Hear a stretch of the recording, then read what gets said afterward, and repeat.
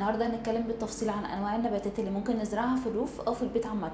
الشبابيك والبلكونات مكان مناسب لزراعه النباتات الصغيره والاعشاب العطريه، وكمان ممكن نحطها على الارفف المتعلقه بيدي مظهر جذاب ونضيف جدا. وممكن كمان نزود نباتات كبيره زي البوتس في زوايا الصاله او في الاوض الواسعه، ده بيزود من جمال الديكور وبيدي لمسه طبيعيه. ولو عندك عمود فاضي ممكن تستغليه بانك تحطي عليه نباتات مناسبه زي الزهور الداخليه او الاعشاب العطريه، ده بيدي مظهر جذاب جدا وبيخلي شكل الديكور في حته تانية. ولو عندك حديقه علويه او روف ممكن كمان نستغلها في ان احنا ممكن نزرع فيها خضار او فواكه، او كمان ممكن نعملها بشكل تاني ان احنا ممكن نعمل صناديق خشبيه نخصصها لزراعه النباتات. وطبعا ممكن نستغل الارفف والسلالم لعرض النباتات بشكل جميل وجذاب، وده بيسهل علينا تنظيم مجموعه متنوعه من النباتات الداخليه بشكل جميل ومرتب. طبعا الترابيزات الازاز اللي بيكون فيها اضاءه بالشمع او اضاءه صغيره بيكون لايق عليها جدا ان احنا نزينها بالنباتات الخضراء او الملونه.